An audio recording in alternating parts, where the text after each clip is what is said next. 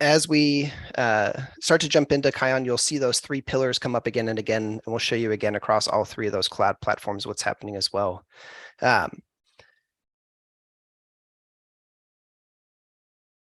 Why would someone want to consider Kion? So the first thing I want to say before we jump into all the features and benefits is that Kion is a self-hosted SaaS solution, which means it installs natively into your cloud environment.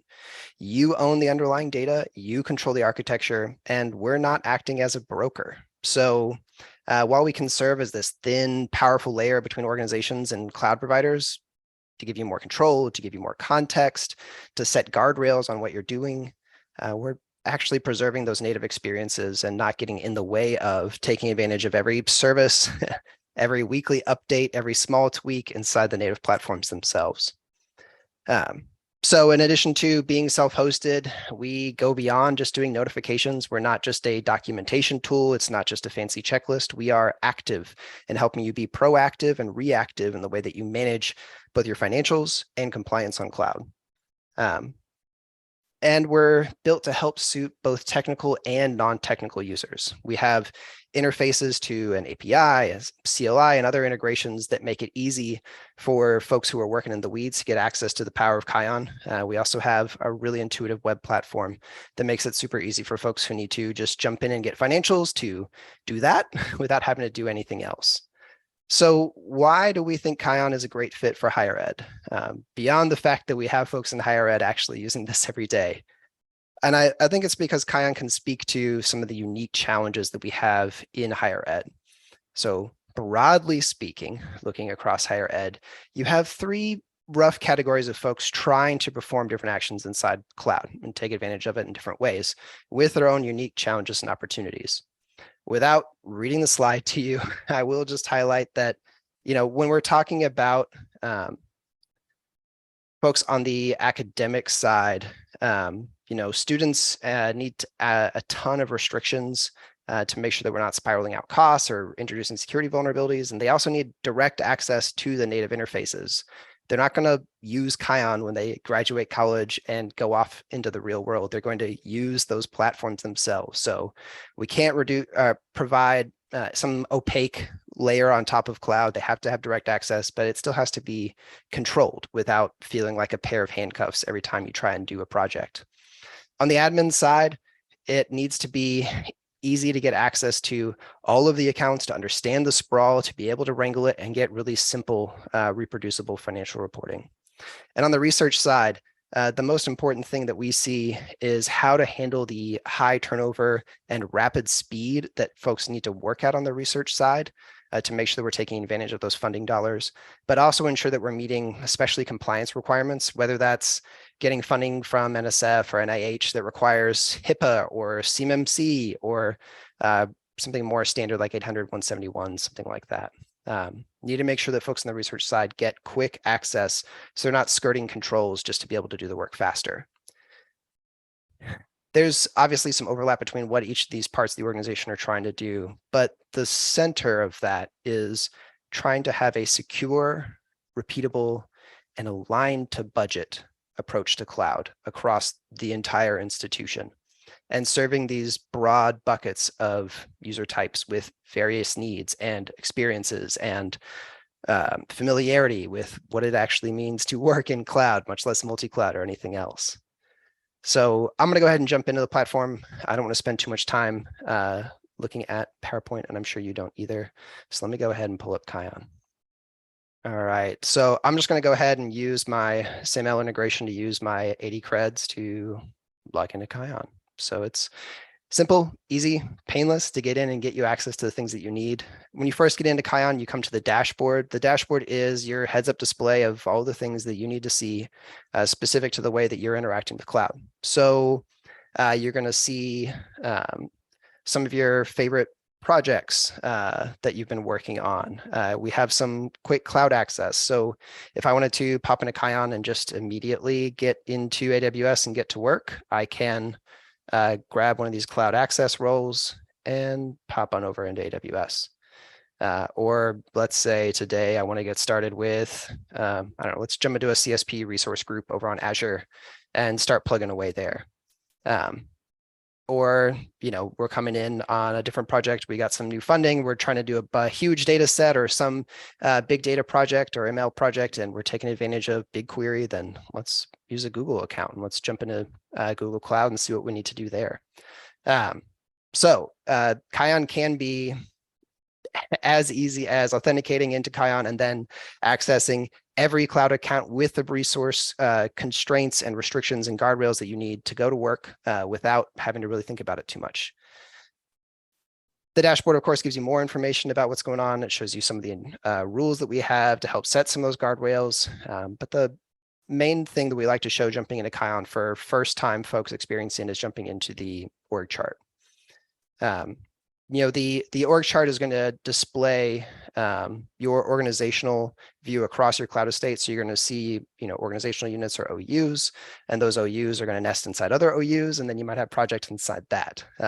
What those represent are the tenants and projects and payers and organizations and everything else that you have that makes up your cloud estate.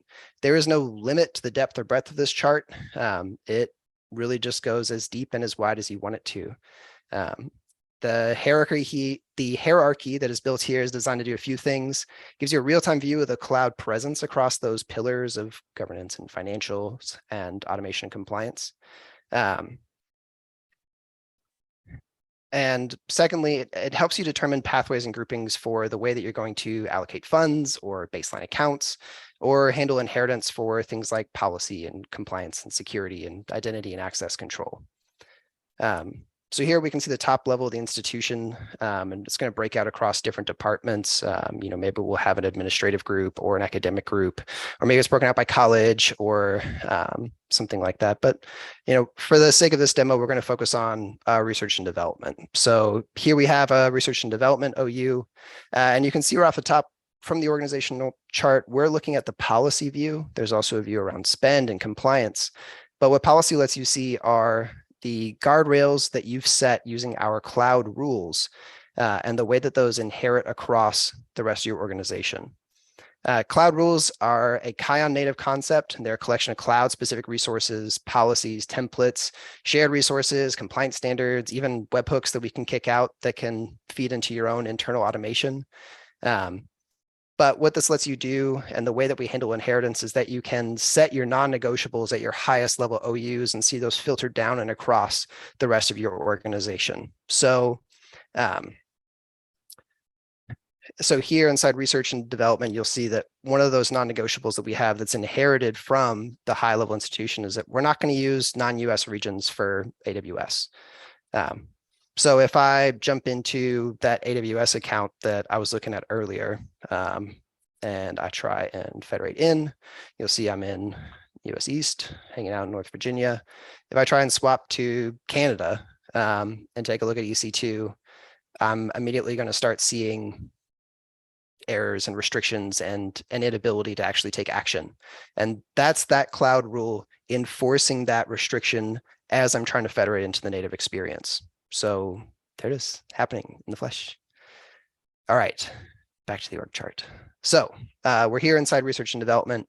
As we start to break down research and development, maybe we'll have different things happening across different research branches. So on biomedical, we're going to add some compliance around Google Cloud, because we're actually going to take advantage of some Google accounts there.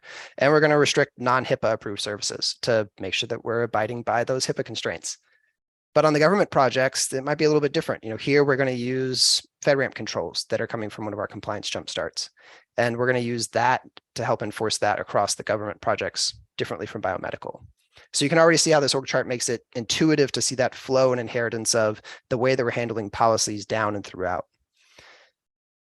Inside those OUs, you're going to start to see, more OUs, and inside those, you're going to start to see the projects themselves where the accounts actually live. And so here at the projects, in a sec, we're going to take a spin through Asthma Research Prod and take a look at what's happening inside this asthma research project. But before we jump away into all of that, I do want to take a sec just to explain what else you can do at the org chart level. We've been looking at policy. You can also do the same thing looking at spend. So we can see the aggregate spend against the aggregate budget across research and development. And then within biomedical, what we're doing against our budget there. And then down and throughout the different OUs and projects that this user has access to, I can see as granular as I need to what we're spending and how it's going against our targets. And I can do the same thing for compliance as well. So I can understand what our overall compliance score is, what checks are coming back, showing us that we're not meeting some compliance constraint that we've set, and look at that across the organization. All right, let's take a look at a project. So if we look at a specific project, in this case, asthma research prod, we can see all of those different components that build up to create a project inside Kion. This overview page is going to give you a high level of things that you need. So we're going to have your created date, the overall lifetime. We have quick and easy cloud access roles. Some of those same roles that we saw before. I can pop right into the accounts that I need with the controls that I need to start getting to work right away. There's description to help make sure it's actually human readable. And one of the cool things about Kion is that we've also applied labels. Labels live outside of and beyond the tags that you're probably used to inside those native CSPs. Tags take you so far, but labels inside Kion extend across all of the cloud vendors that we support. And that makes it a lot easier for you to manage, what is all tied into the asthma research department, or who's using which compliance standard, or do I have any restrictions on which user types, whether they need to be US citizens or not, or looking at production environments versus dev. And that makes it really easy for you to slice and dice later on. So if you want to take a look at compliance by production environments versus dev environments, or take a look at financial spend in production environments, or take a look at asthma research and filter it out by different services that you want to take a look at. Labels make it a lot easier for you to do that inside Kion. And again, they extend across all 3 CSPs that we support.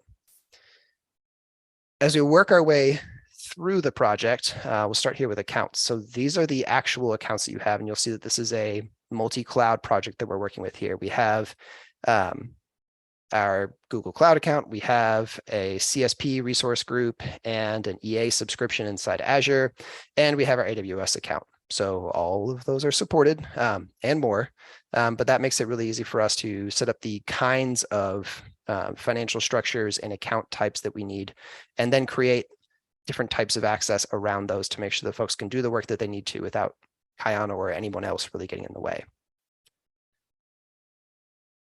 Jumping into financials, the biggest thing you want to do is be able to set budgets and make sure that you're actually spending within the budgets that you set. And even being able to tie that back to different funding sources that are coming from different contracts or grants or anything like that.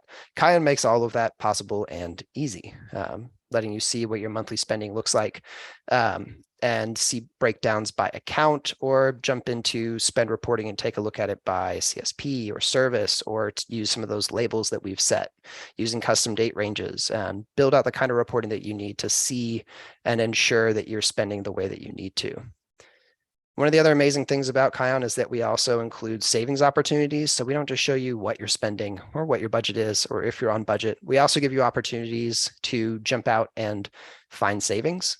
So inside this project, you'll see we've got a couple savings opportunity checks. This first one's around RDS instances aren't using their CPU very efficiently. And you can see we're using DBT3 mediums. And if we're not actually taking advantage of all the CPU, then we might be able to jump down to smalls, and we might be able to save $30 a month on each of these instances. So all of that adds up, obviously. But being able to quickly and rapidly understand those savings opportunities across your entire cloud estate can be really powerful when it's all additive.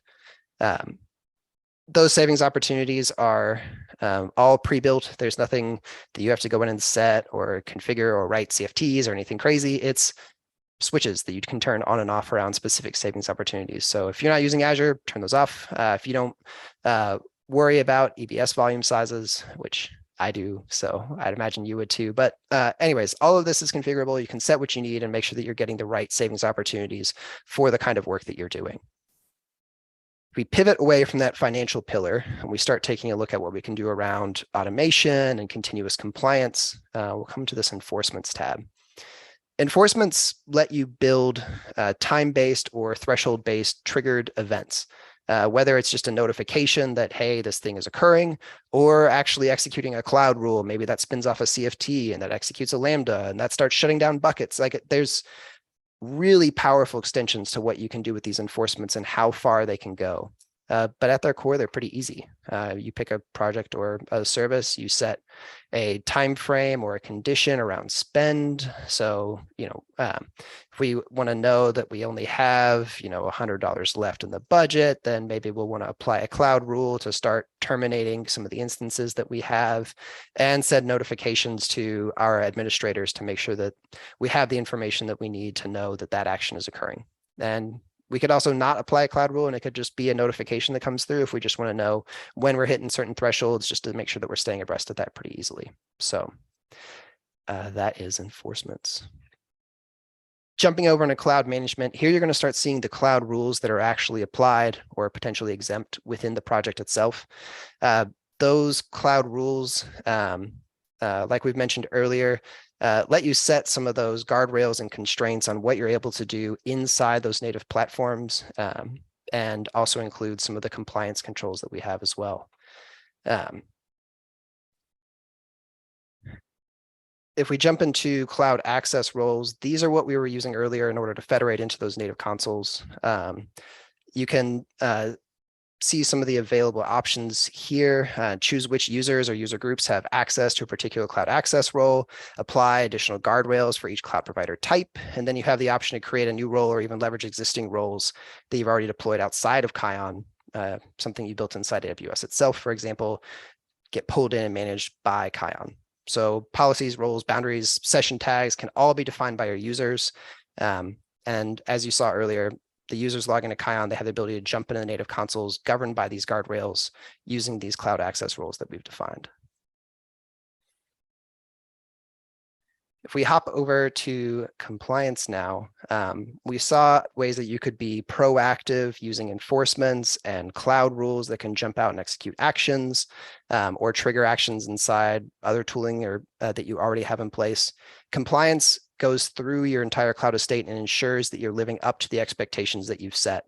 And we make compliance really easy with out-of-the-box jump starts that have a collection of compliance checks that you can tune to your environment to make sure that you're meeting some of the criteria for FedRAMP or CMMC or the various NIST controls or HIPAA, making that a lot easier for you to apply that inside your infrastructure and build that out pretty rapidly. I'm actually going to pop out of this restricted user and pop into the admin user so we can take a closer look at compliance. So jumping into compliance, we're going to take a look at compliance checks. Compliance checks roll up into standards, and those standards are associated with a cloud rule. And that's the way that we handle that hierarchy of all of these different components coming with these different compliance standards. If we take a look at one of these top level checks, you can see all of the metadata that you want to collect, and we even have enforcements that you could start to apply. We can hook that into different severity weightings, base it on different cloud providers, set different owners, manage archiving of all of that, and manage which regions that actually gets applied in. So all of those checks can get roll up into various standards. You may even have the same check across different standards where we have the same thing. And that helps prevent duplication of effort. So you don't have a series of scans for NIST 800-53, and then you do the exact same scans when you jump into doing something like PCI or FedRAMP or something like that. By basing it around these granular checks, we ensure that we have the right granularity rolling up to the right level of standards for what you're trying to do from a compliance standpoint. The last thing I'll take a spin around in before we jump to our Q&A is what we're able to do around accounts. So while you have the ability to either create new accounts from Kion or connect existing ones, we make that super easy. Obviously, you can just do it from right here. Pick your cloud provider, pick what region or partition you want to do it in, whether you want to do one or multiple, tie it into one of your specific management accounts, create the account name, tie it into different AOUs, and make sure it's tied up inside of AWS itself, and vend that right from Kion. We also make it easy for folks to request the creation of an account so that you can build those cloud operations workflows right into Kion, or handle that inside your existing tooling, but that request process still ultimately fulfilled by Kion. When a user requests a cloud account, you can easily associate that to a Kion project, ensure that all those pillars of governance get pulled in and associated with it. That account has a defined budget that's being tracked against, current spend and savings opportunities, visibility, financial enforcements are ready to fire, policies and guardrails are already deployed. The account is fully vended and ready to go, not just sitting on the shelf, not waiting, but plugged in, available, and ready to be utilized. I know that was fast. I know we only spent about 25 minutes jumping across everything that Kion can do, and Kion can do a lot more. I really appreciate the time you all spent today with me. We're happy to answer questions you have about what Kion can do, or how it helps higher ed specifically.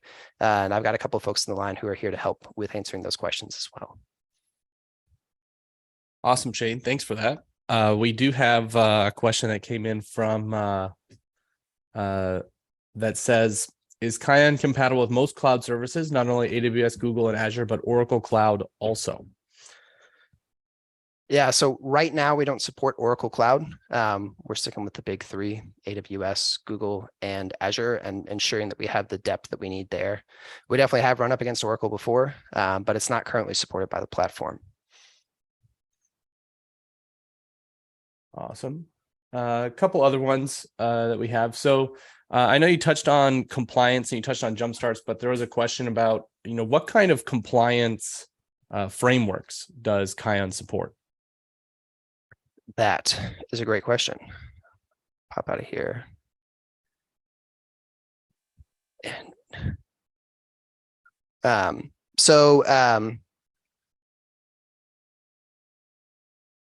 the answer is a lot.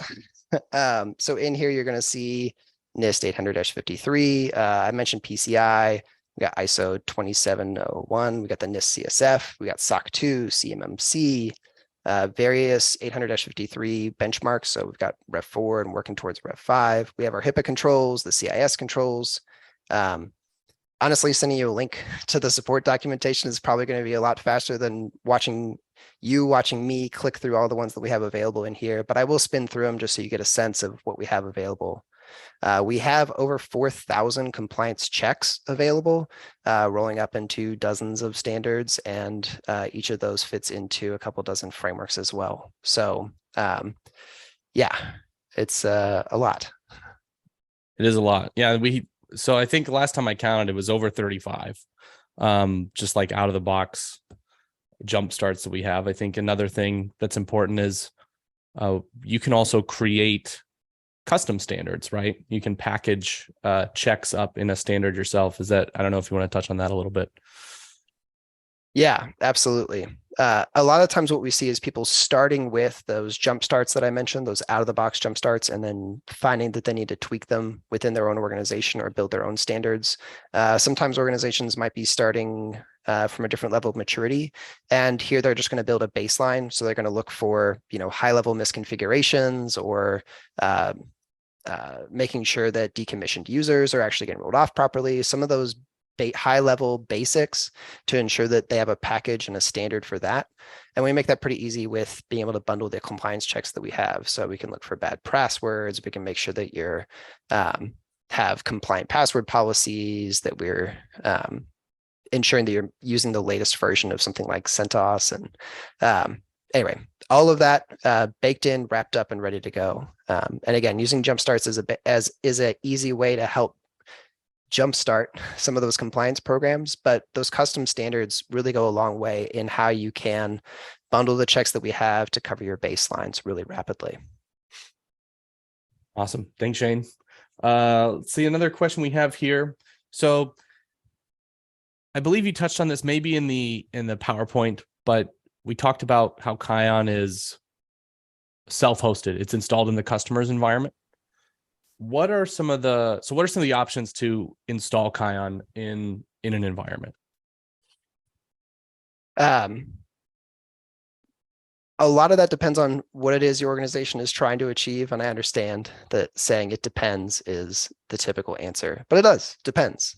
Most of our deployments are either on AWS EC2 or ECS, and that tends to be the CSP that folks are most familiar with, the installation base that folks are most familiar with, and the easiest thing for them to manage going forward.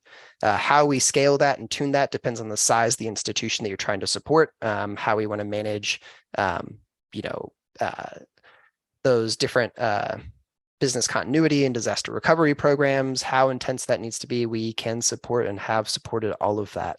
But that is probably the easiest answer, is starting with AWS, looking at a EC2 install and baking it out from there. But we have a lot of variety in how we can and what we can support, for sure. Awesome. So another question that came in, I think this is our last one here. Is you mentioned during the workflows portion about being able to integrate certain things and requests into your own tooling, but there's another question here that talks about what other tools do you integrate with? Do you have an API? I don't know if you want to touch on that as well. We absolutely have an API, and a very verbose API. There are several users who basically build an Ansible playbook and run it in Tower and don't log into the portal. It handles all their project creation, it fields all those requests, and they baked all of that in and out, and it all just hits against our API. We got other folks using our Terraform provider so that they can just stay inside that Terraform CLI and run all of their Kion from inside there. And that's using our API in the backend, but that integration makes it really seamless. We mentioned in some of the ways that you can build out cloud rules that we've been able to support webhooks and other integration types, running CFTs, pieces like that. We've seen that be really successful in integrating all kinds of tools. I mean, webhooks is pretty standard and is a way to pull in pretty much anything or everything. So if you want to create a Jira ticket or you want to start shutting down cloud resources, we've been able to support most of that with cloud rules. We do have some other specific integrations. We've been able to integrate with Tenable for pulling in some of those compliance checks, and ServiceNow for integrating with that cloud operations workflow, especially when it comes to like account vending and user sign up and shut down and getting the roles that they need. Yeah, that's who I think I'd hit off the top.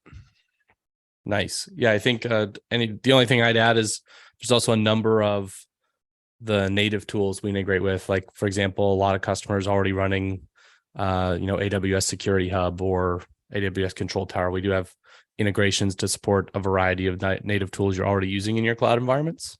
And like Shane said, we have a very, very robust API. All right. Well, I think that's all the questions there. If you want to go and jump back into PowerPoint land, I'll discuss next steps and then we can close it out. All right. So I'd like to thank everybody for joining today. And really frequently, when people see the demo live, they start thinking about what use cases, do I have? Can we get this installed in our sandbox environment? And the answer from us is absolutely. And so we make this really easy for everybody to see, to get cloud enabled, right? To really experience what Kion means. It's one thing to see the platform on a demo. It's another to actually use it to solve some of your problems. So we got you a free 30-day guided evaluation. You can get started very easily. And you do that simply by visiting the link here that I'm going to drop in the chat. And you also get it if you registered on the, when you register for the webinar, you're going to get an email as a follow-up. It'll also have the link in there as well. But I want to share the link here in the chat for all the attendees. If you go to that page and submit your information, we'll get in contact you really quick to set up an evaluation and get you your 30 days. Again, there's no cost for that, and you get the full version of Kion, all the features, the entire platform set up where you'd like it. So check that link out, and I really appreciate everybody joining us today. It was a lot of fun. Thank you very much. Thanks again, y'all.